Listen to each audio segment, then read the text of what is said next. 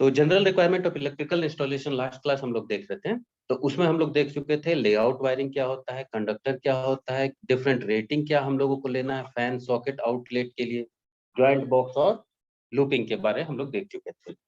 आज हम लोग इसी में जनरल रिक्वायरमेंट का बाकी जो आगे हमारा पोर्शन बचा हुआ है तो वो सब हम लोग देखेंगे। तो इसका नेक्स्ट टॉपिक इसमें आता है जो हम लोग को एक्सप्लेन करना होगा,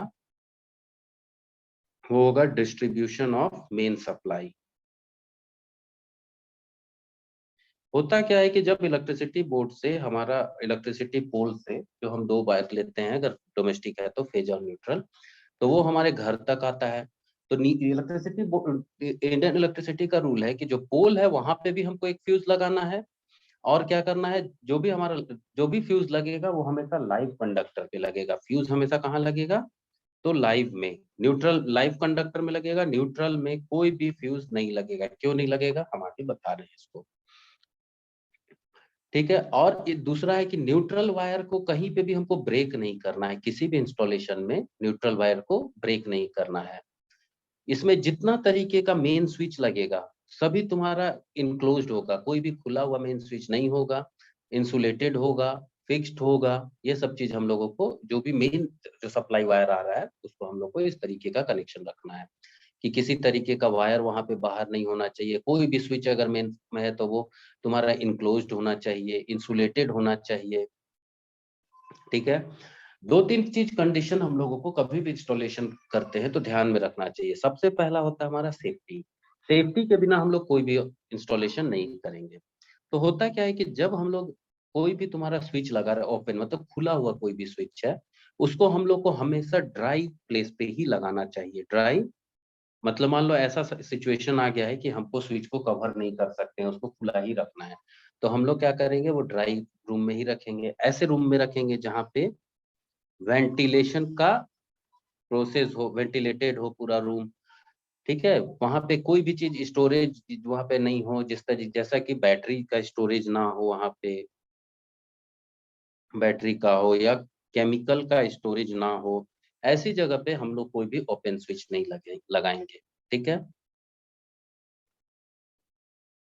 अगर मान लो कोई ऐसा जगह पे हमको इंस्टॉलेशन करना है जहाँ पे सिचुएशन डैम्प हो, कि मान लो वहाँ मॉइस्चर हो, वहां पे इन्फ्लेमेबल चीज रखा हो गया है, या एक्सप्लोसिव एक्सप्लोसिव चीज रखा है, वेपर है, गैस है, ऐसा चीज अगर हमारा कहीं पे भी इंस्टॉलेशन में आ जाता है, तो हम लोगों को क्या करना होगा कि जो भी हम इंस्टॉलेशन करेंगे, स्विच बोर्ड लगाएंगे, कोई भी स्विच होगा वहां पे, वो क्या होगा, टोटली इनक्लोज्ड होगा।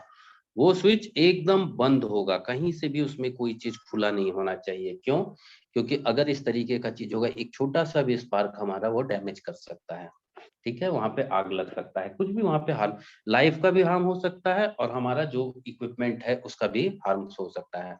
तो हम लोग को हमेशा क्या करना है, एक ऐसा लाइव कंडक्टर पे हमेशा कंट्रोल करना है।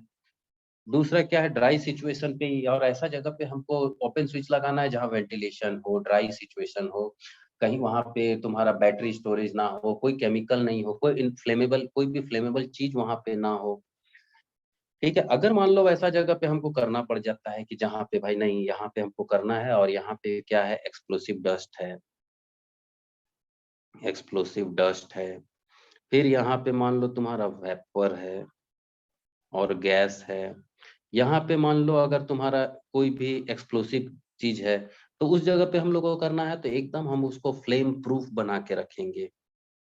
फ्लेम प्रूफ बना के रखना होगा कि यहाँ पे किसी तरीके का आग ना लगे, और हमारा सभी चीज सेफ्टी, मतलब सेफ्टी हमारा फर्स्ट कंसर्न होना चाहिए, ठीक है। तीसरा, जब और एक पॉइंट हम लोग देखते हैं कि जब हम लोग इंस्टॉलेशन कर रहे हैं तो एक चीज हमको ध्यान रखना होगा कि जो स्विच बोर्ड होगा हमारा, ये सब बेसिक है ना, कि स्विच बोर्ड जो होगा हमारा, ये तुम्हारा कहाँ, गैस स्टोव के पास नहीं होना चाहिए, गैस स्टोव के जस्ट ऊपर नहीं होना चाहिए, वाटर का जो सिंक होता है उसके पास नहीं होना चाहिए, ठीक है। किसी वॉशिंग मतलब एरिया होता है, वॉशिंग यूनिट है, जैसे कि जहाँ पे पानी हो, डैम्प हो, तो वैसे जगह पे नहीं होना चाहिए, ठीक है। बाथरूम के अंदर हमारा वैसा जगह नहीं होना चाहिए, मतलब जहाँ पे हमारा पानी उस पे लगे। किचन में वैसे जगह पे नहीं होना चाहिए जहाँ पे हमारा वो पानी के कांटेक्ट में आए। तो ये सब चीज को हमको ध्यान पे रखना होगा। अब अगर मान लो हमारा नहीं, ऐसा सिचुएशन ही आ जाता है कि हमको डैम्प प्रूफ एरिया में ही हमको करना है वायरिंग, ठीक है, और यहाँ पे अनअवॉइडेबल कंडीशन आ जाता है कि नहीं हमको तो यहाँ अनअवॉइडेबल है कि भाई यहाँ पे तो हमको लगाना है, ऐसा एबनॉर्मल मॉइस्ट एटमॉस्फेयर है, तो इस समय हम लोग क्या करेंगे कि वेदर प्रूफ, जो कि आग ना लगे इस तरीके का इंसुलेटेड चीज को, इंसुलेटेड केबल और पूरा क्लोज्ड हम यहाँ पे स्विच बोर्ड को यूज करेंगे और उसकी मदद से हम लोग यहाँ पे कनेक्शन करेंगे, ठीक है। तो ये डिस्ट्रीब्यूशन ऑफ मेन सप्लाई समझ में आ गया कि किसी तरीके का वहां पे हम पहला तो लाइव वायर को कंट्रोल करेंगे, किसी भी ड्राई सिचुएशन पे ही हम मतलब ओपन स्विच है उसको छोड़ेंगे, या तो वेंटिलेटेड रूम होगा, अगर जहां बैटरी है वहां ओपन नहीं होगा, जहां केमिकल फ्यूल है ओपन नहीं होगा। अगर मान लो ऐसा कंडीशन आ जाता है कि नहीं हमको वहां लगाना ही है जहां पे एक्सप्लोसिव डस्ट है, वेपर है, गैस है, या कुछ भी वैसा बैटरी स्टोरेज है, तो हम लोग क्या करेंगे, टोटली इनक्लोज्ड स्विच का यूज करेंगे, ठीक है। तीसरा क्या है, स्विच बोर्ड को हम लोग गैस के ऊपर नहीं लगाएंगे, सिंक के ऊपर नहीं लगाएंगे, वॉशिंग यूनिट के आसपास नहीं लगाएंगे, कम से कम उसको 2.5 मीटर की दूरी पे ही लगाएंगे हम सब जगह पे, ठीक है। अगर मान लो अनअवॉइडेबल है तो हम लोग यहाँ पे मान लो कंडीशन आ जाता है नहीं हमको ऐसी जगह इंस्टॉल करना ही है, तो हम लोग यहाँ पे क्या करेंगे, वेदर प्रूफ यहाँ पे इंसुलेशन का यूज करेंगे जिसमें आग लगने का खतरा कम हो। तो मतलब सबसे पहला यहाँ पे हमारा सेफ्टी कंसर्न हो जाता है, अगर हमारा सेफ्टी के साथ हम काम करेंगे, ठीक है। नेक्स्ट, ये पॉइंट क्लियर हो गया सभी को कि डिस्ट्रीब्यूशन ऑफ मेन सप्लाई में मेन सप्लाई जो आएगा तो उसको कहाँ कहाँ हम कनेक्ट करेंगे, कैसी जगह पे हम उसको रखेंगे, मेन स्विच को बोर्ड को।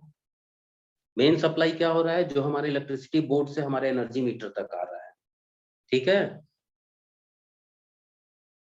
कहीं दिक्कत है इसमें? No sir. चलो तो आगे बढ़ते हैं। अब देखो जैसे अरे जो ऑपरेट हम लोग स्विच बोर्ड होता है, स्विच बोर्ड सभी कोई हम लोग देखे हैं, यस सर।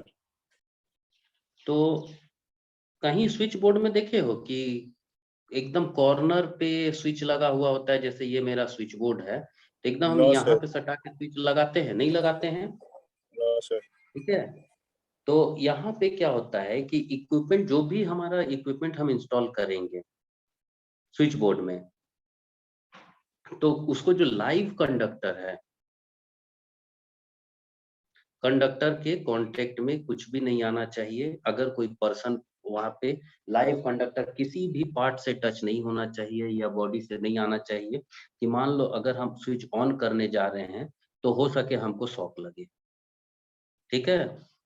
तो वैसे जगह पे हम लोग नहीं लगाएंगे, लाइव कंडक्टर से हमेशा उसको दूर रखेंगे। कि अगर हम बोर्ड लगा रहे हैं तो बोर्ड हम देखेंगे कि जब हम लाइव कंडक्टर कनेक्ट कर रहे हैं तो वैसा कोई भी कांटेक्ट नहीं आना चाहिए लाइव पार्ट के साथ, कि अगर कोई पर्सन वहां पे ऑपरेशन को परफॉर्म कर रहा है तो हो सके उसको शॉक लगे। पहला चीज क्लियर हो गया ऑपरेटर्स के बारे, यस ठीक है। सर। कोई भी apparatus को हम लोग, कोई भी apparatus जो भी हमारा स्विच बोर्ड में होगा हम उसको एज पे नहीं लगाएंगे, कॉर्नर पे हमको नहीं लगाना है, 2.5 सेंटीमीटर छोड़ के ही हम काम करेंगे चारों साइड से, इस चारों ओर से 2.5 मार्जिन हम लेके ही काम करेंगे, क्योंकि हमको वहां पे क्या करना है, स्क्रू भी का है। अगर हम बोर्ड में देखते हैं हम लोग तो क्या बोलता है 2.5 सेंटीमीटर हमको छोड़ के चलना है, और इस कोई भी एक्स्ट्रा होल भी ना है एक्सेप्ट जो हम उसको टाइट करने जा रहे हैं, ठीक है।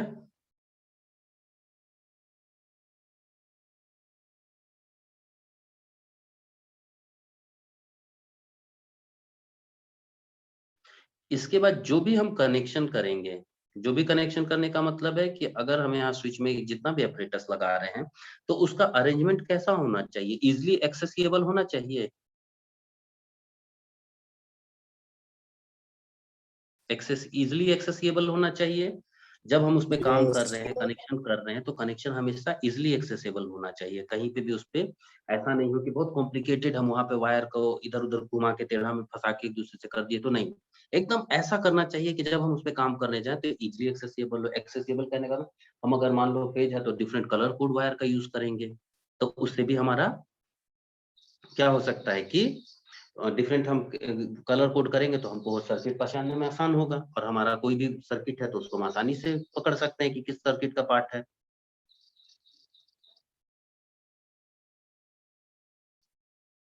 ठीक है। अब ऐसा है कि जब हम कोई भी स्विच यहाँ पे हम कुछ भी ऑपरेटर्स को कनेक्ट कर रहे हैं तो फ्यूज हम जो भी लगाएंगे, फ्यूज को हम हमेशा किस पे लगाएंगे, तो हम हमेशा इसको लाइव कंडक्टर पे लगाएंगे। ठीक है ना। अगर हम फ्यूज को लाइव न्यूट्रल में लगाएंगे तो हो सके हमारा जब ये फ्यूज मेल्ट भी हो जाए तो हमारे लाइव में पार्ट में कनेक्ट करंट आएगा। तो इसलिए हमेशा हम लोगों को फ्यूज को लाइव कंडक्टर पे ही लगाना है। ठीक है, यहाँ तक कोई दिक्कत है इसमें ऑपरेटर्स अरेंजमेंट में? No, sir. अब इसके बाद आता है सिंगल फेज सप्लाई।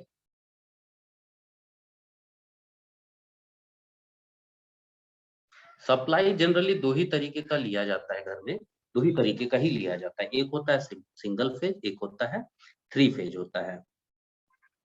तो सिंगल फेज जो हमारा वायर सप्लाई है, इसमें जितना भी हम लोग कनेक्शन करेंगे सभी क्या करेंगे, Parallel. पैरेलल कनेक्शन होगा। जितना भी हमारा कनेक्शन है, क्यों? क्योंकि सभी में हमारा सेम वोल्टेज मिले। जब हम लोग क्या करते हैं, सीरीज में कनेक्शन करते हैं तो करंट सेम होता है लेकिन वोल्टेज अलग होता है उसमें। अलग होता है। अगर दूसरा इसमें क्या होता है, मान लो हम सीरीज में कनेक्ट कर देंगे तो हो सके हम एक स्विच बंद करेंगे और उसके आगे का सभी कोई बंद हो जाएगा, है ना। Yes, sir. लेकिन अगर हम पैरेलल कनेक्शन करेंगे, अगर हम पैरेलल कनेक्शन करेंगे तो जो भी हम एक इंडिविजुअल स्विच को बंद करेंगे तो एक इंडिविजुअल अप्लायंसेस बंद होगा, एक लोड बंद होगा, उसका इफेक्ट दूसरे पे नहीं आएगा। हाँ या नहीं? Yes, sir. Yes sir. ठीक है। इसके बाद क्या होता है, जैसे हमारा सिंगल फेज सप्लाई घर पे आता है तो कस्टमर का क्या, एक मेन स्विच फ्यूज उसको लगाना होता है। घर में भी देखते होगे मेन स्विच फ्यूज लगा रहता है। जैसे तुम्हारा एनर्जी मीटर आता है जहाँ है, उसके बाद तुम लोग एक फ्यूज लगा होता है, स्विच फ्यूज होता है। देखिए सभी कोई, या तो एमसीबी होगा या फ्यूज होगा। ठीक है। Yes, sir. काले भी है सर। हाँ, पहले भी है और बाद में भी है। ठीक है, तो तुम्हारा पहले जो है वो एनर्जी मीटर के प्रोटेक्शन के लिए, बाद में है तो उसके आगे का सर्किट के लिए प्रोटेक्शन में है। ठीक है। तो जो भी हम अभी क्या पढ़े हम लोग कि हमेशा फ्यूज कहाँ लगेगा, तो लाइव कंडक्टर में ही फ्यूज लगेगा। ठीक है। न्यूट्रल को हम लोग क्या करेंगे, कभी कंट्रोल नहीं करेंगे। न्यूट्रल वायर में फ्यूज का होना कभी नहीं हम लगाएंगे। ठीक है। दूसरा क्या है कि जितना स्विच होगा वो स्विच होगा हमारा इंस्टॉल होगा लाइव लाइन के साथ। ये न्यूट्रल को नहीं कंट्रोल करेंगे। कंट्रोल करने का मतलब जो हम लोग उस दिन पढ़ रहे थे पहला इसके बीच में, तो यहाँ से मेरा फेज आ रहा था तो फेज वायर ही हमारा इसमें स्विच में जा रहा था, फिर ये हम अप्लायंसेस में कनेक्ट कर रहे थे। ठीक है। हम लोग न्यूट्रल को रन नहीं करा रहे थे यहाँ पे न्यूट्रल को नहीं करा रहे थे कंट्रोल। ठीक है। यहाँ पे हमारा न्यूट्रल तो था रिटर्न पाथ, लेकिन हम कंट्रोल किसको कर रहे हैं, अगर ये स्विच हम फेज का नहीं ऑन करेंगे तो ये बल्ब नहीं जलेगा। ठीक है ना। तो हम लोग क्या करना है, हमेशा हम लोग को फेज को, लाइव वायर को जो होगा उसको हमको लाइव लाइन को कंट्रोल करना है, कभी भी हम लोग न्यूट्रल को नहीं कनेक्ट करेंगे। इसका बड़ा कारण क्या है कि मान लो अगर हम फ्यूज लगाते, जैसे अगर हम यहाँ पे बोले एक फ्यूज लगाते हैं ना, फेज में हम फ्यूज लगाते हैं, हम इसके जगह मान लो ये न्यूट्रल को कनेक्ट किए, ये मेरा फेज है, ये फ्यूज उड़ गया किसी तरह से, जल गया लोड के चलते। लेकिन देखो यहाँ तो मेरा स्विच ऑन है, ऑफ है, लेकिन क्या है कि ये जो हमारा फेज लाइन है तो इस पे तो हमारा सप्लाई चार्ज आ रहा है ना, इस पे आ रहा है या नहीं आ रहा है? आ रहा है सर। आ रहा है। आ रहा है सर। लेकिन अब मेरे घर में जो भी मैकेनिक आएगा या हम भी अगर उसमें काम कर रहे हैं तो हम क्या चेक करेंगे, अच्छा मेरा स्विच बंद है, यहाँ फ्यूज बंद है, अगर हम इसमें काम करने जाएंगे तो हो सके हमको शॉक लगेगा इस बल्ब में, या कहीं पे हम कुछ काम करने जाएंगे तो लगेगा सर ऑब्वियसली। लगेगा ही सर। ये बल्ब मान लो मेरा फ्यूज भी ठीक है, हम यहाँ स्विच बंद करके बल्ब हम चेंज कर रहे हैं, बल्ब चेंज कर रहे हैं, लेकिन इसमें तो चार्ज है या नहीं है? Yes, sir. और अगर हम इसको टच करेंगे लाइव वायर को हाथ से तो क्या होगा, करंट मारेगा सर करंट शॉक लगेगा। न्यूट्रल जमीन से ले लेगा सर, शॉक लग जाएगा फिर। शॉक लगेगा। अगर ये मेरा बड़ा पार्ट है, मोटर है, तो मोटर है और हम जमीन में खड़ा होकर उसको छुएंगे तो मेरे तरफ से करंट फ्लो होगा, तो ये हमारे लाइफ को भी डेंजरस है हमारे लिए। हाँ या नहीं? Yes sir. Yes, तो sir. इसीलिए हम लोग कंट्रोल किसको करते हैं? हमेशा फेज को करते हैं, न्यूट्रल को कंट्रोल कभी नहीं करते हैं, ठीक है ना? Yes sir. इसके बाद है, अब जो हम लोग वायर जो करेंगे, ठीक है, वायरिंग जब हम लोग स्टार्ट करेंगे तो सब सर्किट के लिए सेपरेट, मान लो अगर 2 सब सर्किट है, ये मान लो मेरा डिस्ट्रीब्यूशन बोर्ड है, क्या होता है हम बताएंगे आगे। तो उससे हम जैसे कल बताए थे 10 या 800 वाट 10 इक्विपमेंट या 800 वाट कनेक्शन कर लो, मेरे सर में 20 बल्ब लगाना है, ठीक है, 20 बल्ब लगाना है तो हम देख 10 से ज्यादा कर सकते हैं, लेकिन 10 दो सर्किट होगा, दोनों का मान लो 800 वाट हो रहा है, ठीक।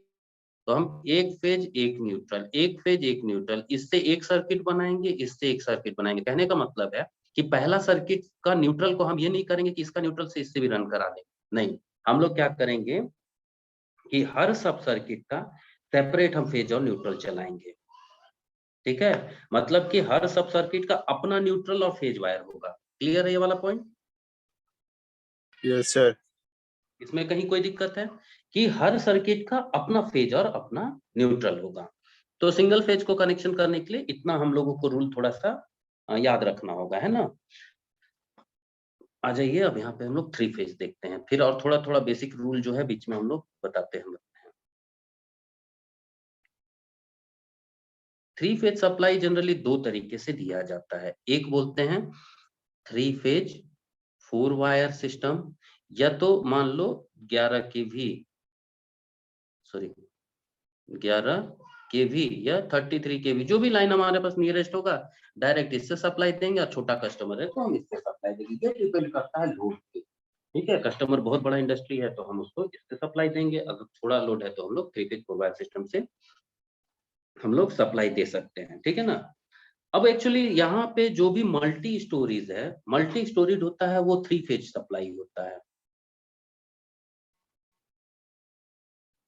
मल्टी स्टोरीड हमेशा 3 फेज सप्लाई होता है। इसका रीजन क्या है?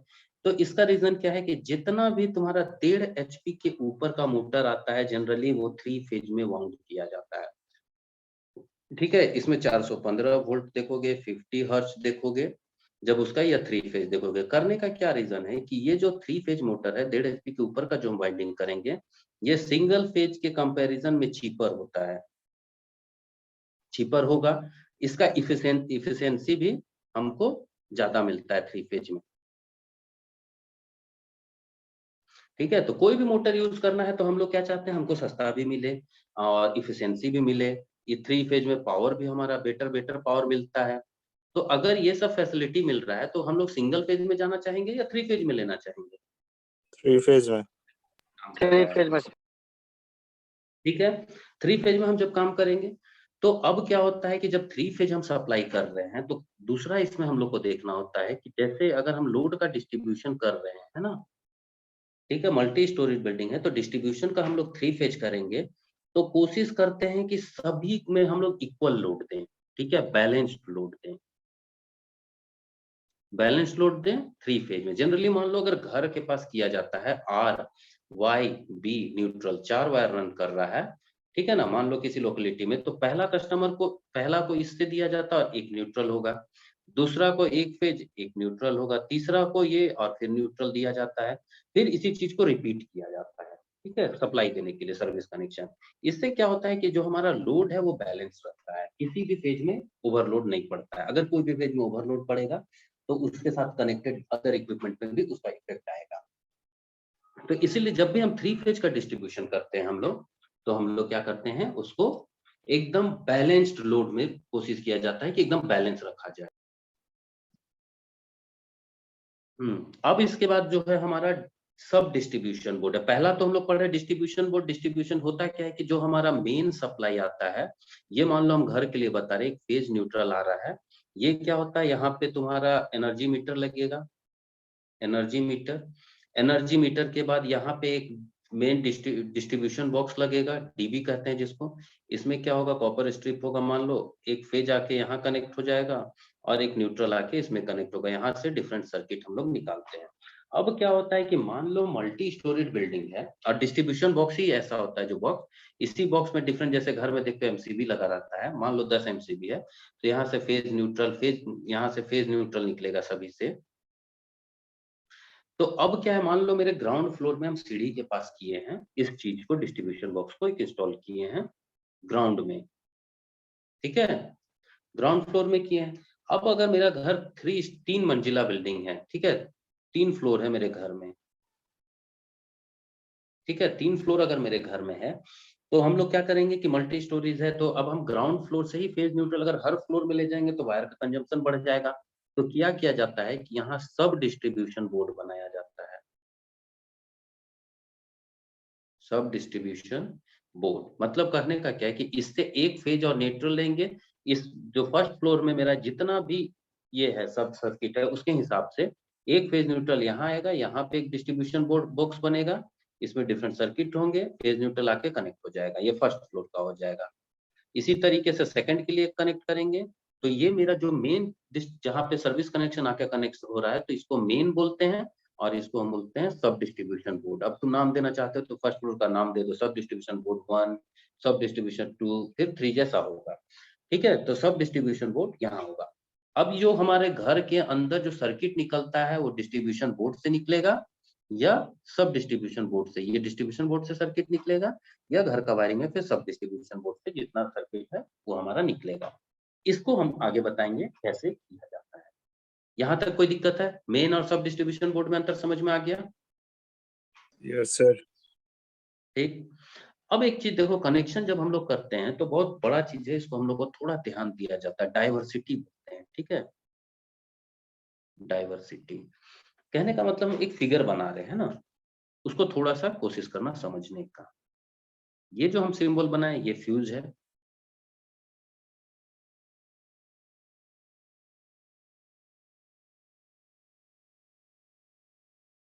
ठीक। मान लो इस सर्किट में मेरा फॉल्ट आ जाता है, ठीक है, इस सर्किट में क्या आ गया, मेरा फॉल्ट आ गया। अब मेरा जो करंट यहाँ से फ्लो कर रहा है इस सर्किट में, अगर सभी स्विच मेरा कनेक्टेड है, सभी स्विच कनेक्टेड है मान लो, तो इस सर्किट सबसे ज्यादा करंट कहाँ बहेगा, इससे होते हुए इधर आएगा, सबसे ज्यादा करंट आएगा या नहीं आएगा? Yes sir. ठीक। ये फ्यूज में ओवर करंट फ्लो होगा, ओवर करंट फ्लो होगा, हीट होगा, यहाँ पे हीट होगा, हीट के चलते ये फ्यूज मेरा मेल्ट कर जाएगा, ये सब ट्रिप कर जाएगा। तो मेरा क्या होगा कि यहाँ इंटायर जो 1 2 3 4 चारों सर्किट है, चारों में काम करना बंद कर देगा, सप्लाई यहाँ से इंटरप्ट हो जाएगा, होगा या नहीं होगा? Yes sir. होगा। लेकिन फॉल्ट किस में था, फॉल्ट मेरा किस सर्किट में था, फॉल्ट 1 में था, तो लेकिन बाकी 2 3 4 हेल्दी था, तो इसमें सप्लाई कटना चाहिए था,